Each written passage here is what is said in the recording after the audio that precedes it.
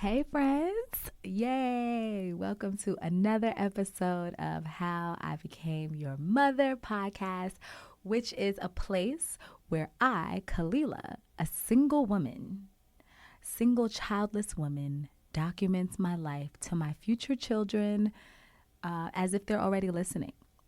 This is a manifestation podcast. This is a historic podcast because I am creating these children with you all each podcast at a time, energetically, all of that. So that's what it is. I hope welcome to this episode.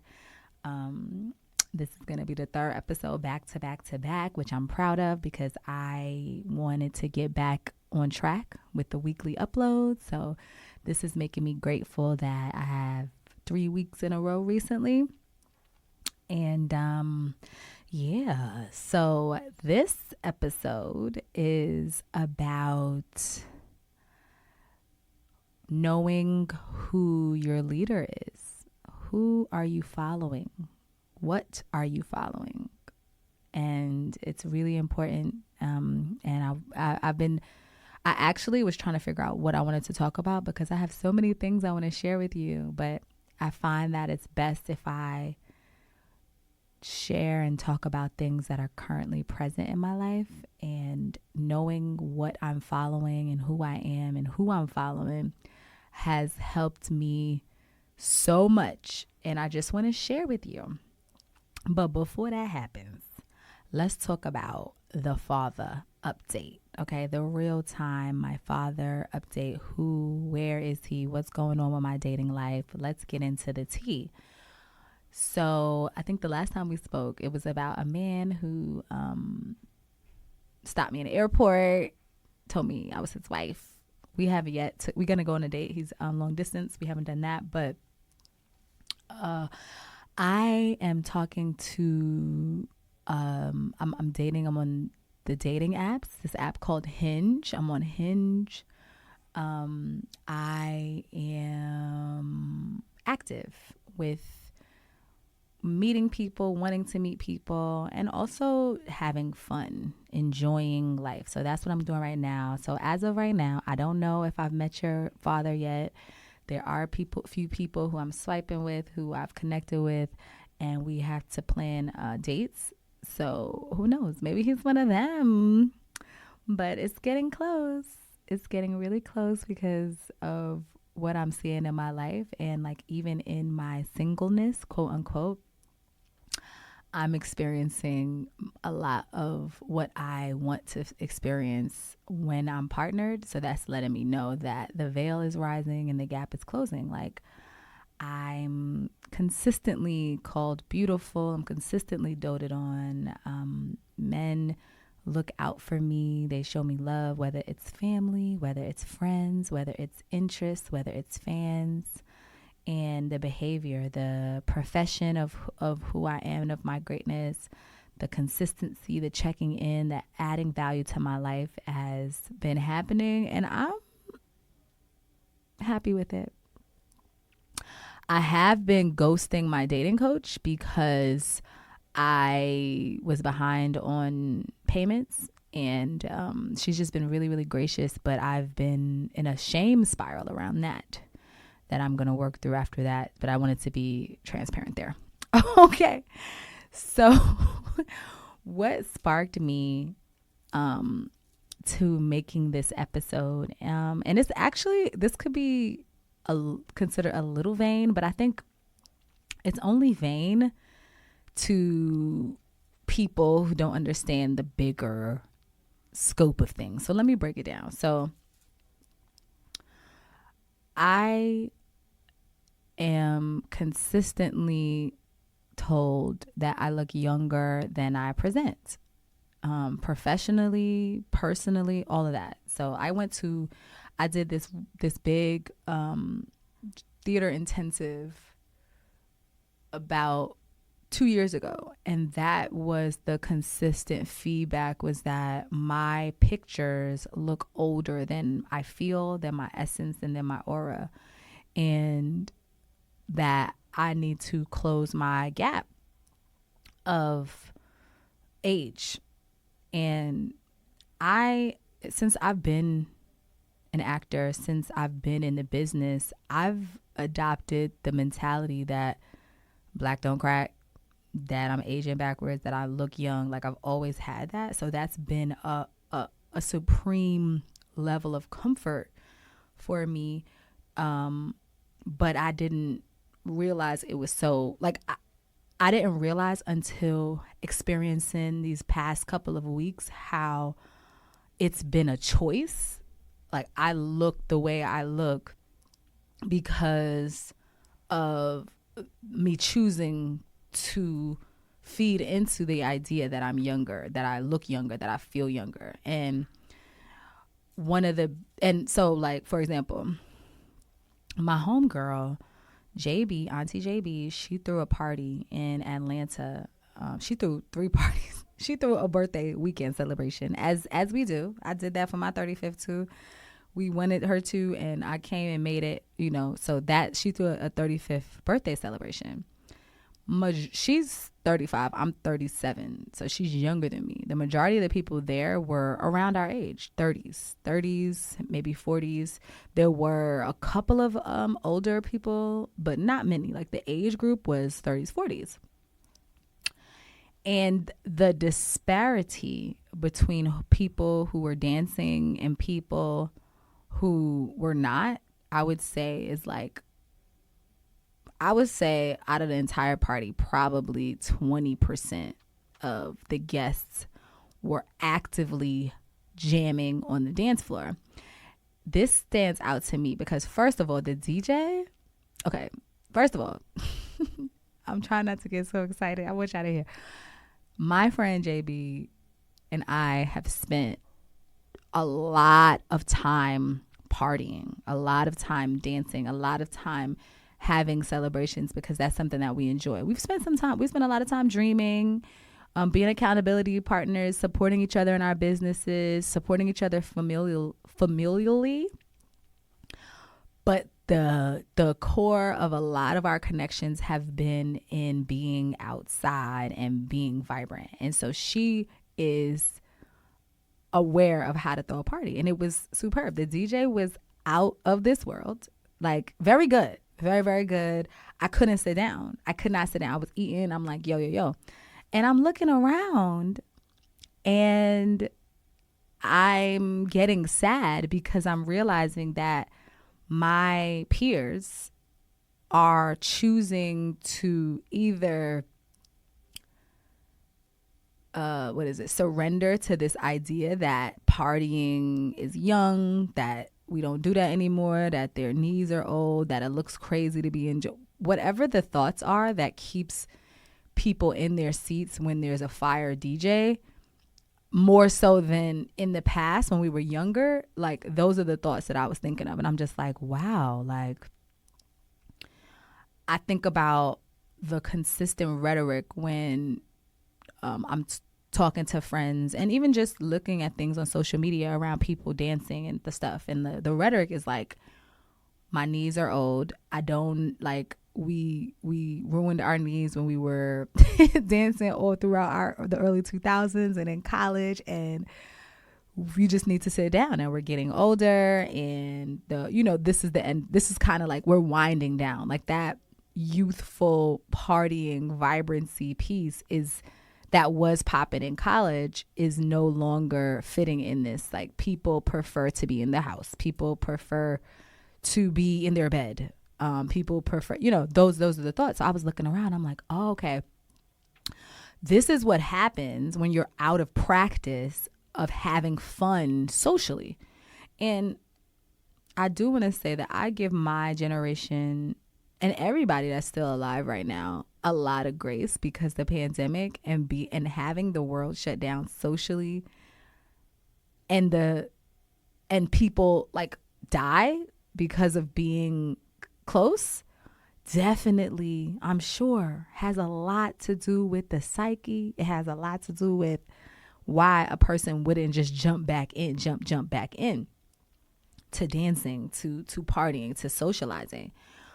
But the problem with that is, if you used to have fun by partying, and now instead of partying, you're sitting on your couch scrolling, or instead of partying, you are watching TV, or instead of partying, if that level of invigoration, of joy, of connectivity, and of like the actual physical aspect of dancing, what that does for your body, how that releases certain endorphins, how that, that keeps you fit because you're physically moving. That's like a physical thing. When we were in college partying every weekend, and I was partying throughout my high school, there's also a portion of that that's athletic and is keeping your body moving.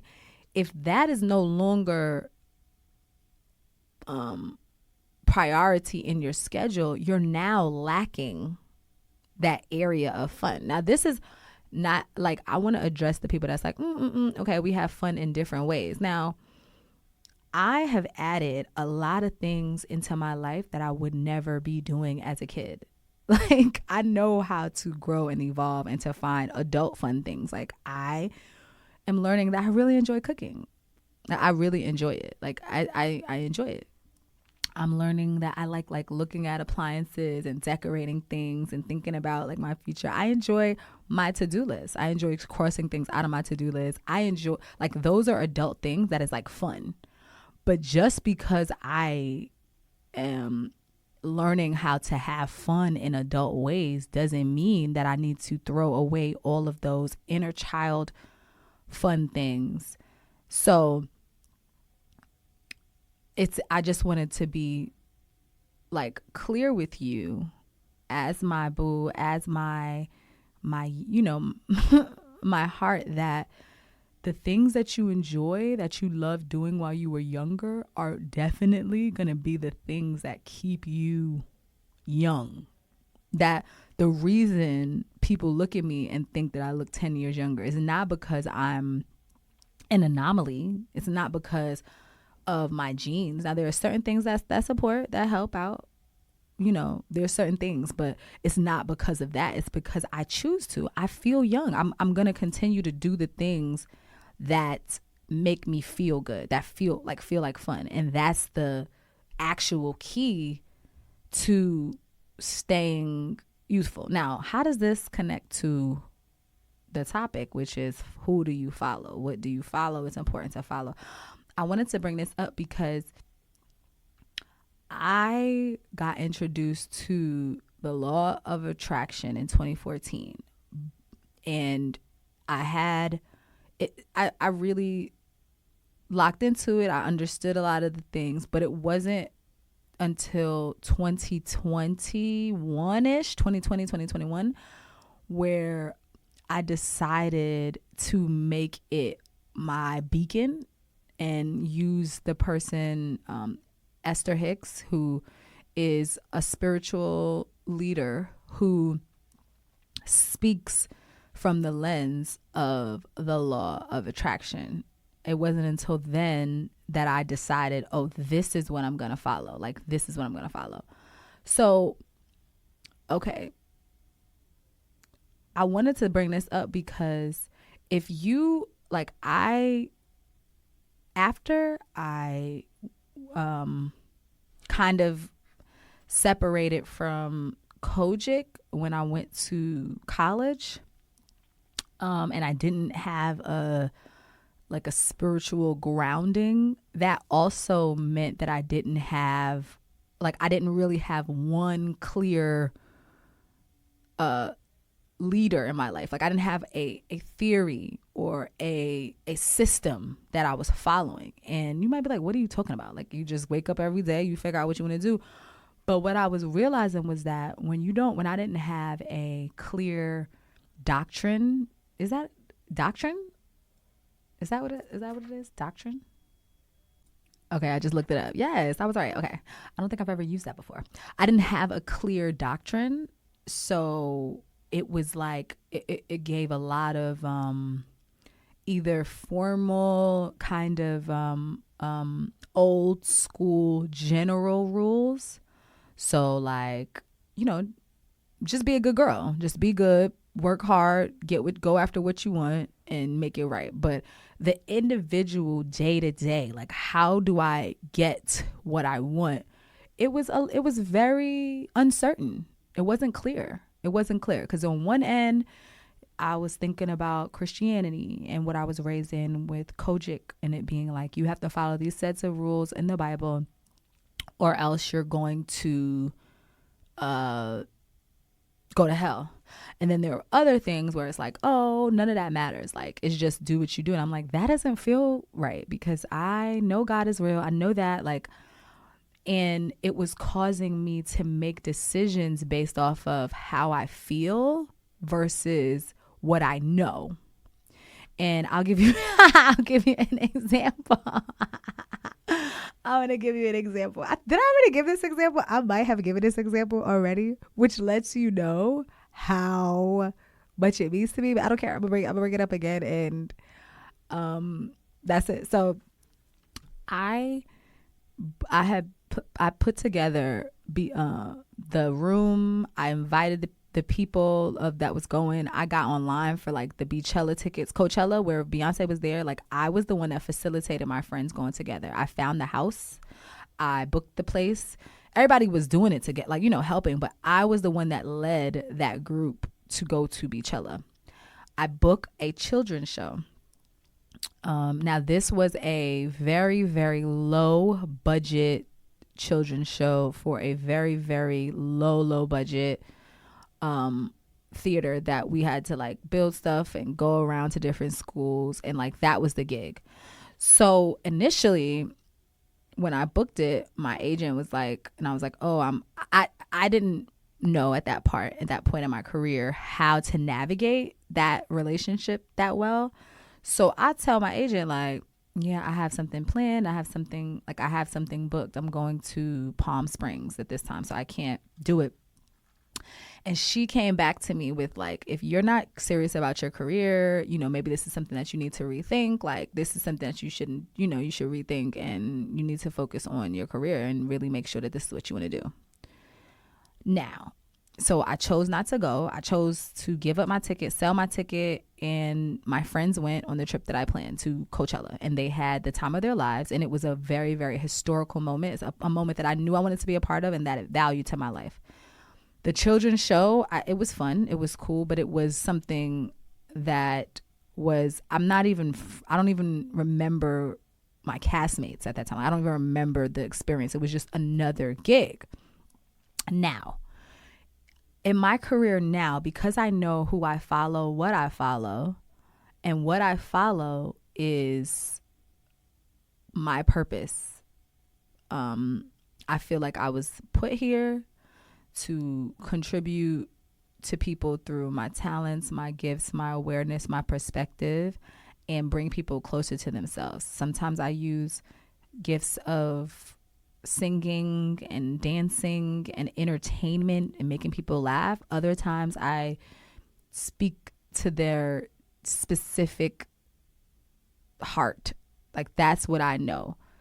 And I also know that in order for me to continue to be a light and to continue to pour into people, that I have basic needs that keep me going. And one of those things, which is a core value of mine, is pleasure and fun, especially as it pertains to traveling, as it pertains to music, as it pertains to friendship.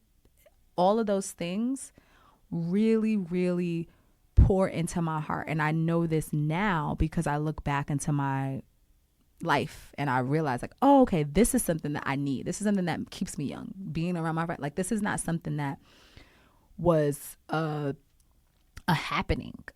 And I didn't know that back then, because I'm thinking that she is my agent. She knows, so she must be, she must be right. Whereas in that instance, I could have said, I totally get that perspective, but in this choice, for this job, for this specific thing, this means more to me than this. If this were a Broadway show, if this were a company that were that the value held more to me than this, then maybe we could have talked. But I was so worried about looking bad. I was worried about like her not wanting to represent me anymore. And come to find out, that was a learning lesson on what am I following? Who am I following? Because at the end of the day, I'm the driver. So speaking back to you, baby girl or boy, who's driving your car? You are the only person that knows what you need to be doing. Now, when you're younger and when you're getting equipped with the world, you're learning things. That's why we talk to mommy. That's why we talk to dad. That's why we look. That's why we research. That's why we read, so that we can gain additional knowledge. But as far as who is the boss, the primary voice of reason in your life, it's you. And beyond that, who are you deciding to follow? What are you deciding to do? So let me explain how I came around to following the law of attraction. And this is I think this may help too, because I firstly, and we've talked about this, I consider myself poly-religious. Is that what it? No, not poly-religious, but more so like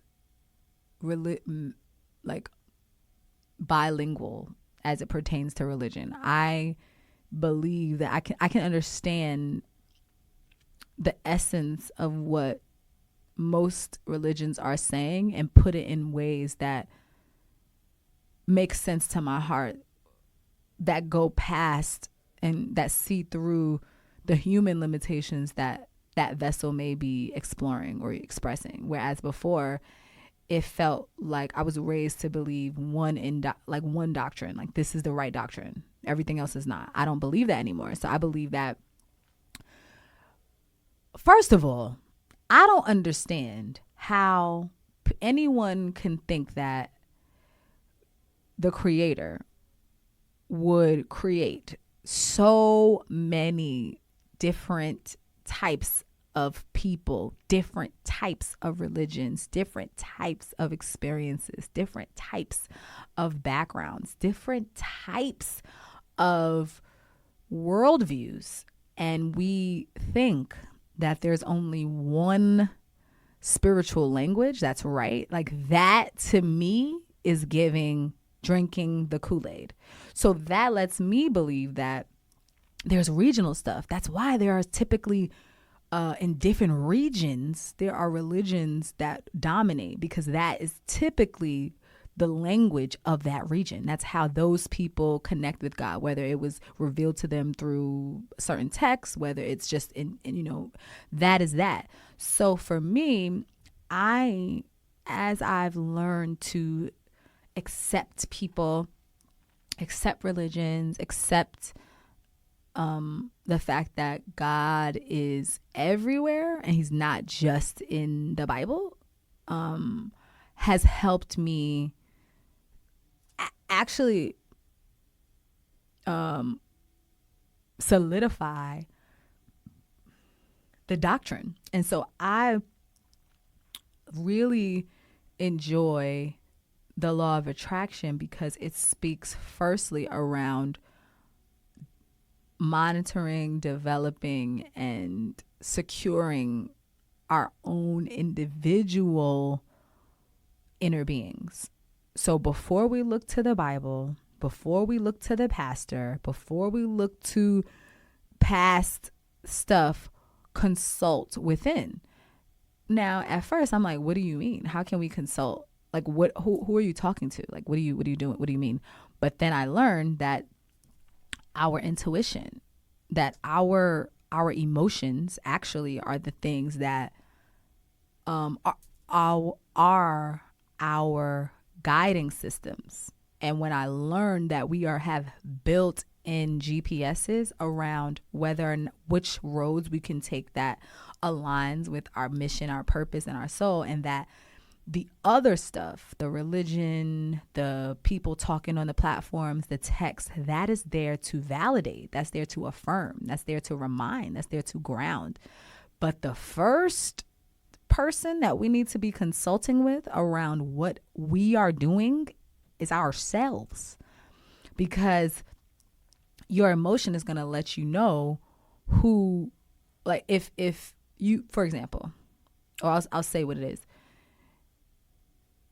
The way Esther/Abraham presents it is like, emotion is energy in motion, right? And every single thing that exists now was once the same thing, because it's like we all break down to, not a phone call in the middle of my thing. Hold on. Okay, my bad. We all break down to the same thing, isn't it? Electrons, right? Electrons. That's what we all, it's all energy. And that lets me know that we're all connected and that the source is within. Like when people be talking about, you got to look within, it's not fake. It's not fake.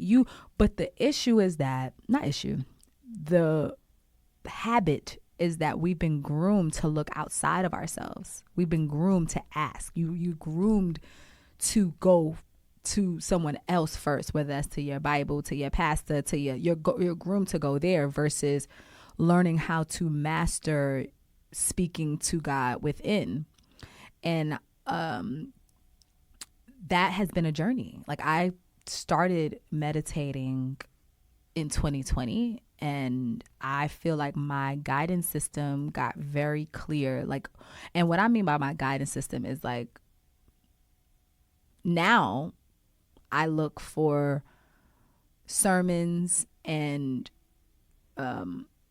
speeches and videos and those things to confirm, validate, or even, I'm also open to new stuff. I'm not saying that everything that I'll get is from within. I'm just clear around who and what I'm following, and the fact that it's not a right or wrong thing. It's around following what resonates with you. So what I want you to do is, we're going to already have, by now, we will have affirmations that you say. We will have anchoring things that we will be working on every morning. As your mommy, daddy, we will have our time that anchors you into the ritual piece, the daily piece, because that's another thing that I had to learn. Not only did I have to figure out how to follow something or someone, I had to figure out how to have devotion time daily. And I want to build that into our experience as your parents. So I want to already have that set. I want you to know private time with God, private time with meditation, private time with your inner being is every day. And it's a great time. It's something that we look forward to. Like, that's my vision for how our household will be. So the only thing I want you to do is, after you are clear around what the foundation is, which is that you, and the foundational affirmations that I'd like to share with you will be, the foundation will be letting you know that it's within you. So all things are working for my good. Life is rigged for me. My inner being knows. Like those certain things around, like, you know, and if you don't know, there are clues. The universe, the world is conspiring to show you. I want you to be aware of the signs. I want you to be aware of the clarity. Also, we're born with a lot of gifts, like clairvoyance, clairaudient, what is it? All of those powers are just actually how we perceive the world. You know how they say that the people don't use a certain portion of the brain. That's not because we don't have it. That's just because it's not what's required. It's not something that we're focused on. So I want to focus on your powers of spirituality, on the things that you find connection with. And then hopefully we can come up with the doctrine that you'll follow. And then after that, you'll be able to explore and see what things you'll want to do as an adult, because it's still up to you. Okay, so I feel like that I combined a couple of segments. That was a spark. It was a couple of memories. But what I've taken from having something or someone to follow is a sense of focus and a sense of knowing. And that knowing has supported my faith, because faith, the idea of believing in something that's not seen, is inherently difficult in our place where we are, our universe, our life, our world, because we are really, really focused on what's present, what's real, what's reality. We live in a reality. So when faith is apparently the key to everything, you go to Christianity, you go to Islam, you go to faith, believing, you go to, Hinduism, Buddhism, everybody talking about believing in stuff that's not there. So for me, I had to understand, okay, if we're believing in something that's not there, I have to figure out a way to know that faith is right. Like so I spent the last few years of my life looking back, documenting my journey of 37 years and saying, okay, so when have I felt like this before? Like, when have I felt like the world was going to end? When have I felt like there was no answer, that I have been begging, that I've been asking, that I've been praying, and that he's not hearing me, and that I'm at the edge, and then that this is the rock bottom? And like, have I ever felt like that before? And if I've ever felt like that, what has happened? The first time that came up for me, the first time, did I say this already? It's okay. You may not have listened to that. The first time I said this was, or that the first time that this came up was when I graduated college, and I graduated with my BFA, and I have been, I've been so adamant about not going to grad school. I wanted to work. That's what I wanted to do. I wanted to have a job. I didn't want to go to grad school. I wanted to work. I spent 8 years training. If we combine high school and college, I'm like, this is paid. Actually 9 years, because I did an extra year because we didn't get admitted until later because we were out-of-state students at A&T. So I was like, this is paid. But so I graduated on my birthday, May 7th, and I went back home, and my goal being home was to find a job. Now I came back to work at like a little job, like I think I had like went back to Applebee's, or I went back to like one of those jobs. But my plan was to get a job, and there was this one specific job, which was going to sing in a cover band in Singapore, all expense paid. You get your own room in your own house, in a cast house. You get to sing every night. There was another person who had been in the school, who we had known had done it, so it was already vetted. She was talking to the head of the department, all of that. That was the gig that I had then set my eye out on. But I continued to send her auditions, and they were not accepted. Like every week I would send her a new audition, and she was like, nah. So it was one lady that was the liaison, and then it was the actual person, like basically like casting. I was sending it to casting, and casting's like, I'm not gonna send it to the producers until it's a good tape. And she was just kept telling me like, nah, you got to do better. I don't feel it. You're not doing it. Like they're not gonna like it. They're not gonna like it. No. And that went on for like, if I came back May, I probably came back in May, June, July, August. I feel like I left at the end of November, and I didn't get booked till October. So from May to October, it felt like I made the worst mistake ever. I was like, oh my God, like I'm never going to get cast. This lady doesn't like me. What am I doing? I should have I should have like tried for scholarships. I should have auditioned. I should have tried for grad school. Like, what am I doing? I'm not talented, this lady. And then it's singing, which was an area that I was already not fully comfortable with because of BFA. Like, even though I sing at that time, I thought it was a like smaller or side talent versus it being something that was, fully something I could do.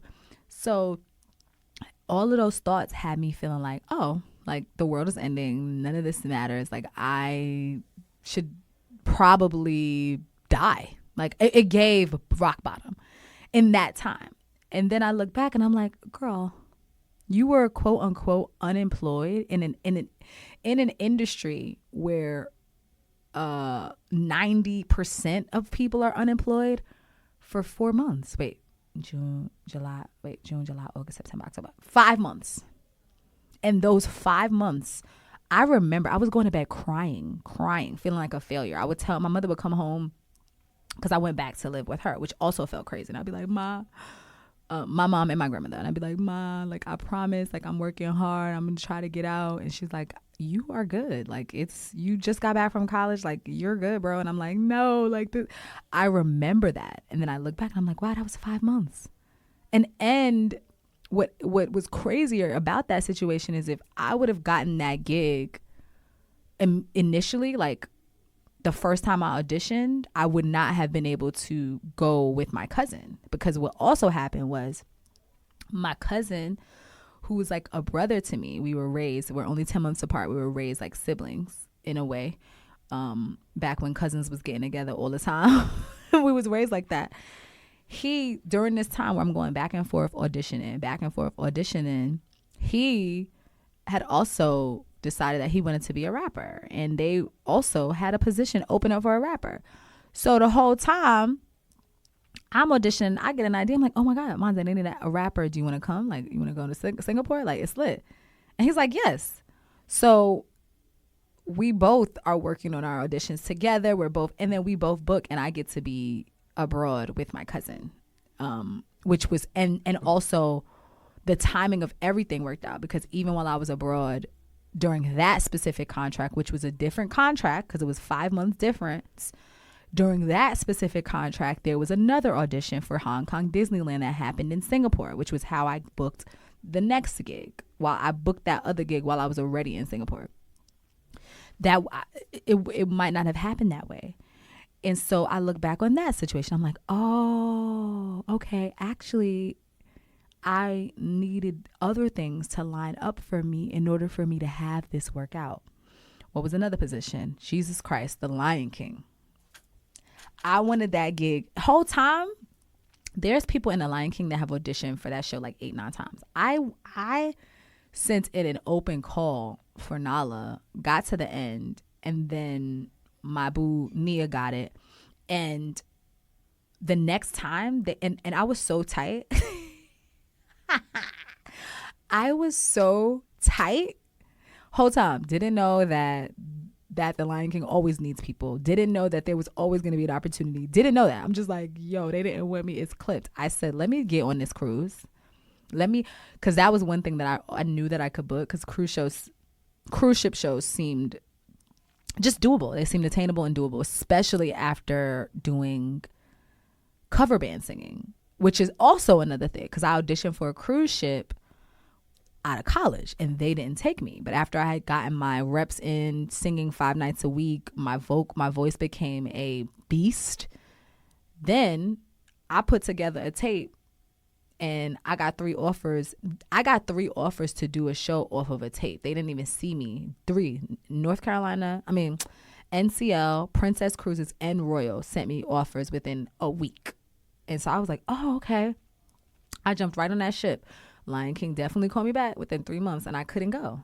And then the next time I met with them in person is when I booked it. They had called me again after the cruise ship and said that we want you to come in, but then they turned around that they didn't need us anymore. They called a vacation swing. That broke my heart. That whole time I was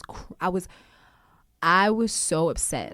It was so nerve-wracking to want this gig so bad, to feel connected, because I had manifested that gig. On the cruise ship, I was visualizing. I had learned all of the cast members' names. I knew the songs. I was just visualizing. I made a musical theater playlist while I was on the cruise ship so that I could embody being in a Broadway show, like being on Broadway. And I was listening to that while I was, getting ready for my little cruise ship shows. And this whole time not realizing, like, this is what's supposed to be happening, ma'am. Like, you needed all of these things in order to get to the next step. But at that time, I didn't know what I was following. Like, I thought I was just following my emotions. So it was just like, okay, I feel good. You say you're an actor, go audition. Like, go do it. They don't want you, something must be wrong with you. Like, that was my reasoning. Versus now, with me knowing who I am and what I have, I realize that everything is working out for me. I look back at my life, everything happened as it should have. And if you don't, and if the other part of that is, that's intentional too. Like, because I know that faith is the way to continue to step forward, I needed to deconstruct my thoughts to figure out how faith feels like the next best thing. Faith is my comfort zone. Surrendering is my comfort zone. Like, so I started figuring out like, oh, okay, well, you're just going to have to figure out how to believe in magic and the stuff that is causing you to pull you down to reality, i.e. the news, i.e. People highlighting what's happening in the 3D. That is actually contradictory. So you want to maybe ease into those types of things, but primarily highlight experiences that show the magic, that show God looking out, that show that actually the world and things are rigged. I have been given an immense abundance amount of talent, an abundance of friendships, an abundance of just an abundance. We think about having running water, always having heat, always having clothing, always having food. You know, I grew up in cars. I grew up with technology. I had a cell phone. I was in one of the major cities of the world. Like, and now you, as my child, are going to have a really, really great life because that's what I want to gift you. You know, your struggles and your circumstances around progress and your mission of life, the way I see it, is not going to be around wealth. You know, you may have a mission around friendship. You may have a mission around philanthropy. You may have a mission around family. You may have a mission around, you know, wellness, whatever, but it's not going to be around money because I want to take care of that. That's what my goal is this go round. But either way, you're going to have a mission. Either way, this life is going to wring you. It's going to wash you. That's the whole point. It never stops. So the most important thing is to know, like, be like aware and say, okay, what is my doctrine?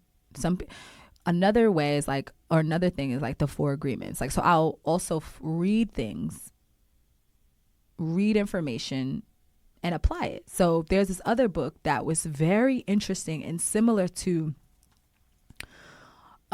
Abraham Hicks's work, but coming at it from a scientific way. And it's called,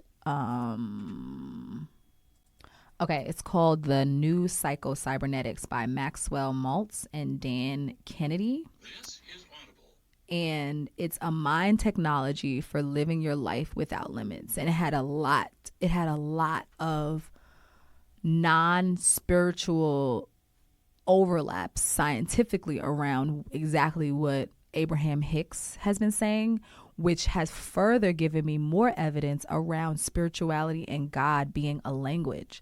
Because someone could read what Abraham is saying and she's talking about energy, and another person can read what Maxwell and them is saying and they're talking about repetition. They're talking about how for years and years athletes and Olympians and people of high achievement have been using the ability to visualize to get them to their goals. Like having a mental rehearsal of your event, running your event in your mind is the same thing as when you're running it on the field. And athletes and Olympians have been doing it for years, but we don't think that everyone doesn't think that that's how we can navigate our lives, which is, yes, that's the way. You think about what you want, you visualize it, you put in the work, and then you do it. Like, but reading that book, for someone who feels a little against the Abraham, or the people that's like, oh my God, Christian, blah, blah, God, Jesus, you know, no shade. This is not shade. Because I am a Christian. I believe in God. So this is not shade, but I'm just saying those people may be able to look at it and hold on to the religion that speaks to their language spiritually, but also gain something from this scientifically. So what I am keeping is this inner child work, the fun, the flavor, the energy, the youthfulness. What I am leaving is my generation's propensity to anticipate our demise early. I have a family member who's very, very close to me. He's 8 years younger than me. And he was talking about, so if I'm 37, my family member is 29. No, am I right? Right. My family member is 29 and talking about how he is about to, he's getting old and he got to go find somewhere to settle down. And I'm like, if we are claiming that we're getting old before middle age, what do you think our joints are hearing? What do you think our cells are going to do? Everybody keeps saying, oh, I'm old, my knees this, I don't want to go out. Do you understand that you're slowly killing yourself? Like you're literally killing yourself? Your cells are alive. They can hear you. They can hear what you're saying. So every time you say, I got to pack it up. You know what happens? Hairline recedes. You know what happens? One of the cells give up. So I want to keep this understanding of being conscious and that we are choosing our experience in way more ways than we are taking responsibility for. What I want you to know is that you are the boss of you. And you are probably going to have a lot of friends. You're going to have a lot of loved ones. You're going to always be around a lot of people, at least as my child, because that's the kind of life that I want you to have, is exposure to the greats. And I want you to know that even though there will be a lot of people in your life that will add to you, that will lift you up, that you can expand with, that you can progress with, your word, that inner being, your intuition, whether you hear it clearly in your head, say yes or no, whether you feel it in your stomach, whether you get goosebumps, whether your hands stay in the back of your neck, whether you look at some numbers and you assign numbers and you assign signs like, hey, if I see a pink elephant, I know this means yes. Like whatever you do for your perception that helps you navigate your own emotions and your own driver's seat is perfect. And that's what matters. I would much rather you pick a doctrine, choose it, and realize, okay, I've outgrown that. And then move on than to be like, wait, Mom, what should I be doing? Who should I be listening to? It's you. You are well equipped. You're smart. You're connected. You're open. You were born that way. You were born with everything you needed. And I want you to know that Mommy supports you. And I support your own individuality. Period. Okay, great. So the next thing I want to do is jump into the 36 questions to fall in love. So for those of you who may be listening to this for the first time, I have a segment on my show that is based off of the New York Times best-selling article, 36 Questions to Make You Fall in Love, because I thought it would be an amazing way for my baby to know who I am first, vulnerably, and for them to fall in love with me. Oh, and you too as readers, period, listeners. Okay, so this question is, if a crystal ball could tell you the truth about yourself, your life, the future, or anything else, what would you want to know? I think I would this question makes me, it just makes me emotional. And I didn't expect to cry. So I'm not even going to pause it. I'm just going to have these feelings. and say what I have to say. So I have such huge dreams. I've always had such huge dreams. And sometimes sometimes it feels hard to have such huge dreams. Sometimes I wish that I wanted less. And I know that might sound crazy. That might sound crazy, but sometimes I wish that I wanted less. Like, I wish that I was content with like a boring, no, excuse me, use the right language. I wish that I was content with a more easily attainable goals. Like, I wish that I was content with middle class living. I wish that I was content with a decent man. I've had so many, all my exes have been decent. None of them are serial killers. All my exes are good people. And yet that's not, I want more. And I think that if I could go into the crystal ball, I wouldn't want to know. Like, I wouldn't ask any questions. I would just want to see the visions that I have in my head pop through. Like, I want to see my whole family traveling together and not having to worry about money and being exposed to their power and their skin, everybody clearing up. I want to see, my peers understanding their worth and not being like caught in between what old views and what they should be doing. I want to see people empowered. I want to see my loved ones and extensions of my loved ones empowered. So I would probably just ask the crystal ball to show me that, to show me my pinnacles at my different spots. Show me my wedding day. Even if you don't want to show me him, show me that I get what I want.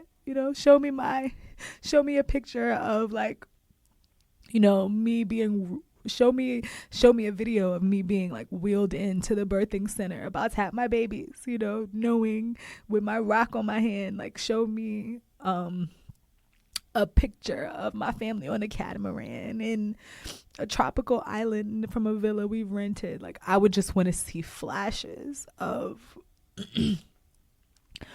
my dreams that I have. That would be what I would want to know. But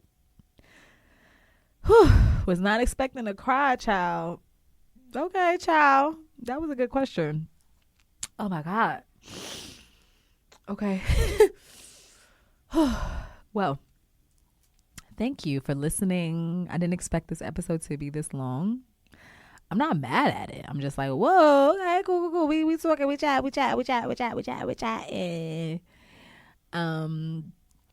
And I thank you for listening. I thank you for being there. I would love feedback if you are listening. Thank you for witnessing me.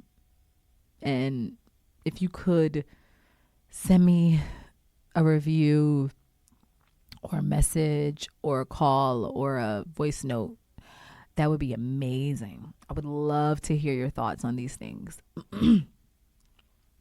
And to you, my baby, my love, whenever you hear this, just know, like, I was thinking of you. I was learning, growing, and preparing myself for you. Also preparing a world, an ecosystem for you to thrive in. And I just cannot wait to meet you and see who you become. Until next time, I will see you later.